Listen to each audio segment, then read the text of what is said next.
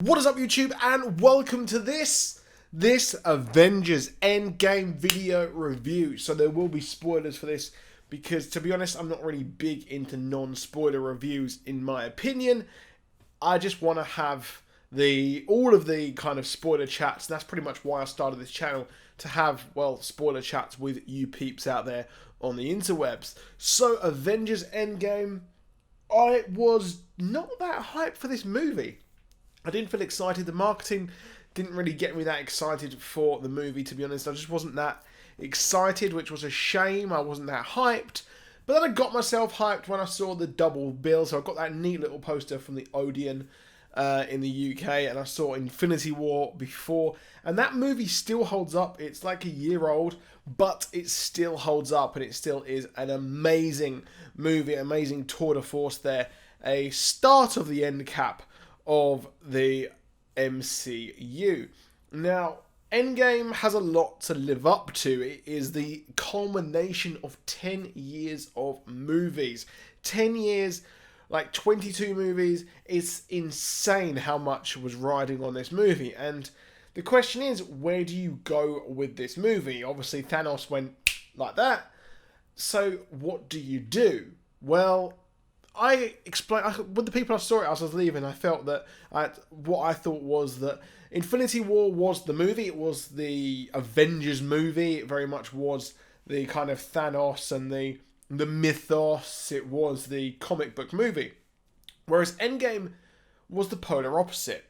It was very much the fans' movie, and this was, in my opinion, I was watching it, I was going, this is pretty much a greatest hit of the MCU, and it was indeed. It very much was a greatest hit of the MCU as we revisited times in the past where we saw the movies. We saw a lot of Thor: The Dark World, which, yeah, I really didn't like that movie. And Phase 2 for me was a bit of a flop, in my opinion. I didn't really like Phase 2 all that much, apart from, Guardians of the Galaxy and Winter Soldier there with Phase 2. But nonetheless, how do you end all these movies? Well, you go back in time and you revisit the greatest moments they have ever had. This is very much like the 100th episode. We had a 100th episode of Arrow where they revisited kind of old characters. We had the 200th episode of Stargate SG-1 where this really was a visit to the past and had the greatest hits and reframed all their greatest moments as well in a new kind of contained story. And this very much was, in my opinion, the 100th episode of Avengers in some way, because it very much encapsulates the entirety of the franchise, everything you've known to love. And really, this focuses on the original Avengers, or the original 6. So we don't, obviously, most of everyone else is completely snapped. But we see quite a lot of AntMan because, AntMan is heavily involved with the quantum realm. And one thing which I thought was a bit disappointing, we didn't get to see AntMan fly through the kind of the quantum realm, and we didn't get to see him do much inside there. It was very much the Rat who saved the world, stepped on the sort of the on button, supposedly, for the quantum entanglement device, I think. I'm very quantum realmed out after Ant-Man and the Wasp, and released your boy Scott Lang back there into the 5 years on. So we didn't get to see much of that, but the first 20 minutes were insane. I didn't expect them to go so whole hog in this. I loved Captain Marvel turning up, and what I thought was an interesting thing is that if you haven't seen Captain Marvel, well, the post-credit scenes of that is where we see Carol Danvers appear on Earth, and she's just like, what's going on? Where's Fury? Where is he? What's happening? Where's Nick Fury? Because he paged me and he hasn't replied. And then in Avengers Endgame, we see her save Tony Stark there. She goes out and finds him. So in my opinion, I think the Captain Marvel post-credit scene happens, and then they're like, Tony's gone, man. He's in space. Where's he gone? So they send him out there, and that's pretty much what I think happened there with that nonetheless. But the 20 minutes was dope.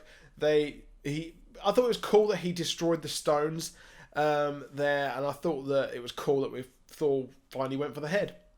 it wrapped up everything. It wrapped up the entire story of Infinity War and what they wanted to do. They wanted to kill him, or at least Thor wanted to kill him for killing Loki, which, is he alive, isn't he? I'll get to that in a minute. But that was really cool. And then they had to live with, well, the end. The end of everything. And they had to live with... And what I thought was interesting is that, well, Tony Stark had everything to live for. But his whole story now has come to an end because, well, ever since 2012, or at least ever since he busted out the cave, he was always going to die. He was always going to sacrifice himself. And unfortunately, he decided to sacrifice himself at a point where he had a family and he had everything in the world. And that is that. Of course, well, it does suck, but his story perfectly encapsulates the end nonetheless. And of course, he has a daughter, and Pepper Potts will probably continue on the rescue, or kind of the philanthropy and the Iron Man mantra, possibly until Morgan gets old enough and then becomes Ironheart herself. Of course, we've also got Cassie Lang, who is now grown up, and we've also got a bit older, of course, Hawkeye daughter, who when the movie opened, I was watching it, I was like, this is going to open and it's going to be a cold open and people are going to die.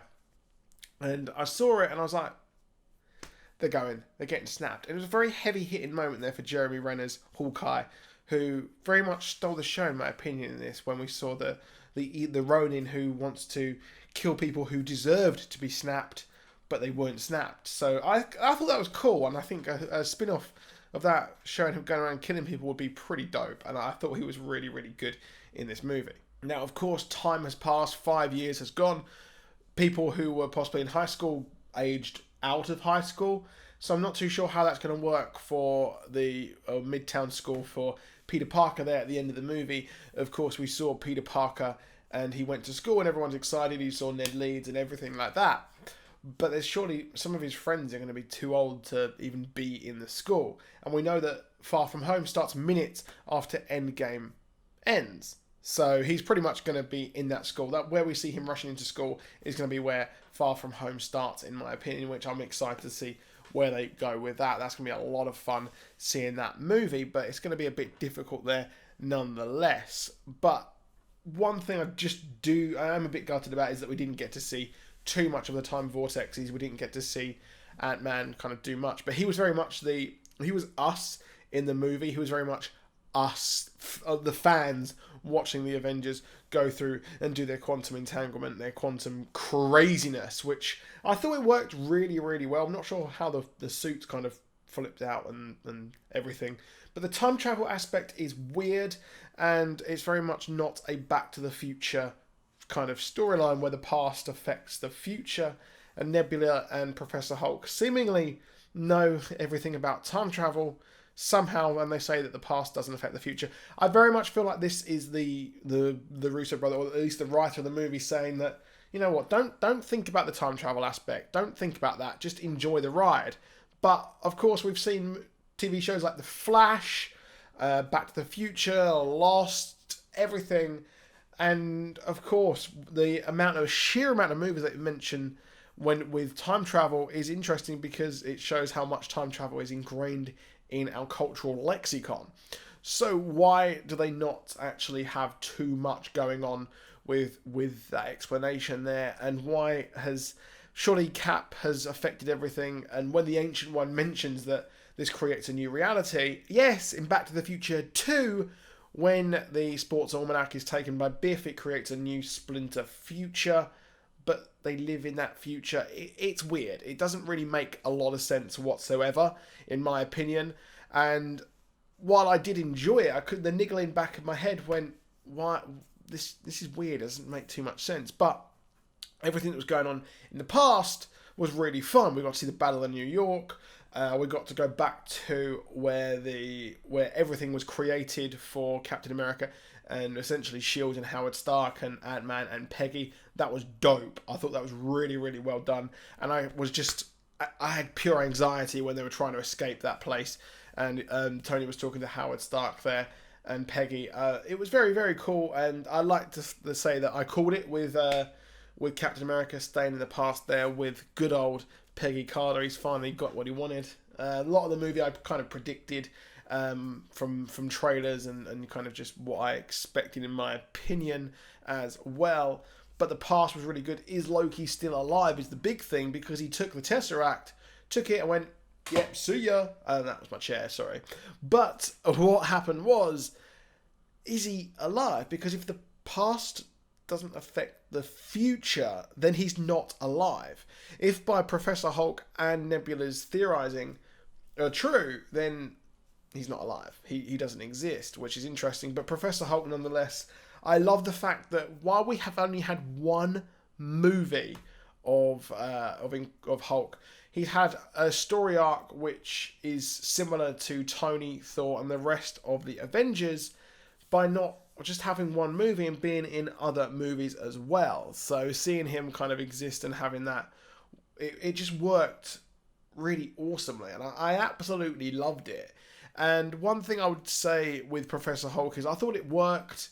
It'd be interesting to see if they do that moving forward, because he now exists as both. So I did like that. I think a few people I watched it didn't like it, but I enjoyed it nonetheless. But as well as this, the time travel just doesn't really work. But it gave us the greatest hits, like I said, the now 52 of or the best of the Beatles. This is very much the best of the Avengers, in my opinion, and having Cap versus Cap worked really well. And when he was like, America's ass was so funny, but the comedy, it worked. It did work, and this is what I'm saying. Infinity War was the very serious movie, and this was very much the fans movie and very much the kind of fan fiction, so to speak, of the MCU. And I thought it worked, and I loved it. I loved every minute of this movie. The comedy with, of course, Fat Thor. We've got Professor Hulk, AntMan, everyone else just worked, and it was very funny and very light-hearted, especially after, you know, the absolute kind of gut-wrenching nature of everything else that, well, actually happened. And what's interesting, I think, is that while it's been 5 years, the Avengers seem selfish. The world seems to be getting on, if not kind of, they feel very sad. It was nice seeing one of the Russo brothers there in the self-help group as well. But the comedy did work well. But there were parts of the movie I thought that they really did miss a trick. So they went back in time. They kind of combined the trip with Vormir, and of course going to completely gone out of my Morag as well. And it just seems weird that why didn't they just go and get the Power Stone from the Collector? Why didn't they get the Ether from the Collector as well? Why didn't they just go and get these at kind of a bit safer points nonetheless? It just seemed odd. They could have got the Power Stone from Xandar, which would have been really cool, because we could have seen Xandar again. We could have been teased for Richard Rider. And talking of teases, there wasn't very many teases for this movie, for the upcoming phase.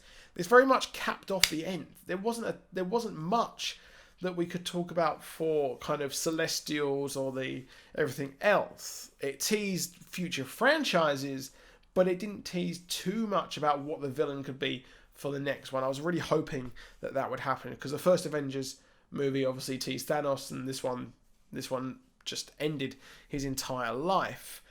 But it just felt weird, and missing a trick as well, not having the Red Skull involved with Cap going to Vormir, which was good. Black Widow dying, I knew that was going to happen. The minute they went to Vormir, when they said that those two were the ones going to Vormir, I was like, oh my god, one of them is going to throw the other off. Now, I wasn't sure if Hawkeye would go full heel mode and decide that, you know what, I have to do it, I have to do it myself. But he didn't, and he very much was a altruistic person and was very much a nice person until Black Widow was like, you know what, it's got to be me, you've got kids and everything like that. And it was gutting not having her return, and there wasn't that many deaths. So Tony Stark died, of course, and as well as that, we have got Black Widow. Everyone else seemed to return, and that final battle, my god, the cinema was exploding. The cinema was exploding with excitement. I've never heard such a noisy cinema in my life. They're clapping, they're cheering, they're gasping. When Mjolnir went towards your boy Cap, my God, that cinema erupted with everyone cheering and going insane. I was just like, oh my God, what is happening? When he was hitting the hammer with a shield, I was like, freaking hell, what? But it was great. And it was just amazing. That final battle was superb as well. And I really liked the fact that we got to see Thanos from the past. And he was very much trying to fulfill his destiny there nonetheless. Now, of course, the Nebula plan worked and the villain's plan worked quite well. And it was very cool seeing the Sanctuary ship appear over the Avengers compound. And the final battle was really cool, seeing everyone just pop up randomly. It was just really, really cool again. And it really worked. And finally seeing what instant kill mode did for Spidey. I really liked that when he was just like, instant kill. And it was just stabbing everyone. I was thought, my God, just Norman Osborn, when you finally appear, you're screwed with instant kill mode. You're very, very, very, very screwed there. Now, one thing that was really, really interesting was the fact that they weren't in Soul World. They weren't in Soul World at all, which was bizarre because Peter Parker pretty much said that I felt like I'd gone to sleep and then you were gone. So everyone who had died had come back and kind of reappeared, I don't know what they did, but they came back. So that was really cool seeing everyone come back. But Soul World wasn't a thing whatsoever. We weren't going to see any kind of adventures in Soul World, which was a shame because that would have been a nice little, neat little touch, which unfortunately didn't actually happen. But nonetheless, there was just too much in this movie. And I think a lot of the fan theories were incorrect with this movie when it comes to Soul World with Ant-Man and everything else. But nonetheless, it was really cool. But one fan theory which was, again, correct was New Asgard. And we saw New Asgard and we saw Fat Thor. I kind of think that the Fat Thor kind of ran its course in the movie. It kind of went on a bit long. But we got, of course, the Asgardians of the Galaxy, which is actually a comic. It is a comic nonetheless. But seeing Thor and Peter Quill, I'm hoping that Korg and Meek will appear as well on the Benatar and join them on the adventures with Rocket as well. I expect they're probably going to go and try and find the 2014 Gamora who has survived. Very, very clever there. That's very clever bringing back Gamora that way. The older Nebula is alive as well. How kind of current era Nebula is alive, which is pretty dope as well. So Nebula there will probably kind of teach her sister how to be good, which is going to be an interesting story nonetheless. So we've set up at least Guardians of the Galaxy 3 as Guardians of the Galaxy. As well as that, we've got Sam Wilson, who is now Captain America. And we finally got old Cap that we had in the comics a couple of years ago. And this is interesting because there was a cool storyline with old Cap, and we also got as well Sam Wilson and S.H.I.E.L.D. being evil, which was having a kind of mind control area for villains, which was Pleasant Hills. So I'm a bit unsure if they're going to do this. Probably not, but at least we've got Sam Wilson, who's the new Captain America. Not too sure if they're going to do a big movie with kind of that, because who can fulfill that role of Chris Evans being Captain America? No one can. He was stoic. He is the best thing about, in my opinion, the MCU, and what made it really, really work. Which is a shame, but I guess we're going to move on there. We're going to have the Falcon and as well as this, we're going to have the Winter Soldier TV story as well. Interestingly, we didn't see Vision. So what's going on? That's kind of up in the air. Scarlet Vision is coming to Disney Plus as well, and a Loki TV series is coming as well.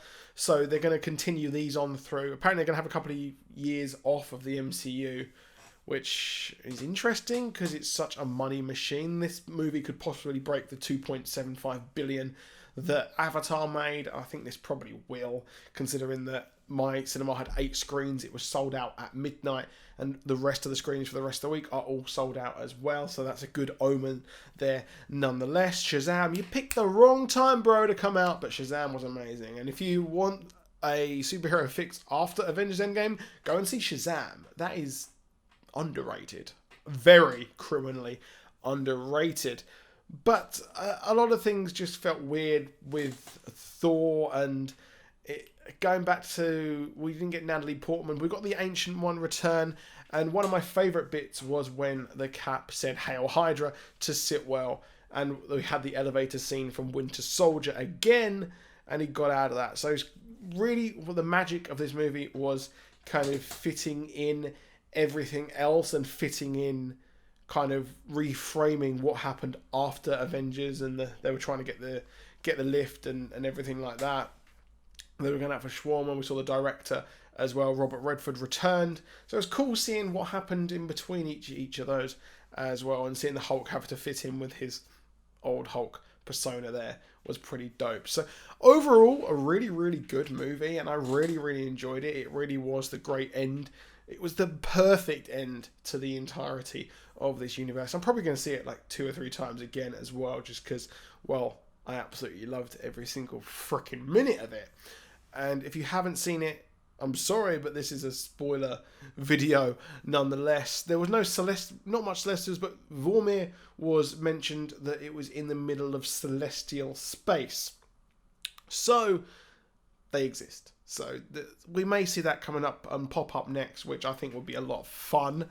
And seeing the Celestials pop up again is needed, I think, to see where the next villain will come from. And I really want to see where the next villain will come from, and I'm excited to see when they're going to announce that. But apparently Spider-Man Far From Home is the last of Phase 4, so we'll probably see a bit more from there. And I'm kind of gutted there is no post-credit scene, and I was really gutted about that. But that is it for this video. Please drop a like, please do subscribe, and I'll see you soon. Goodbye.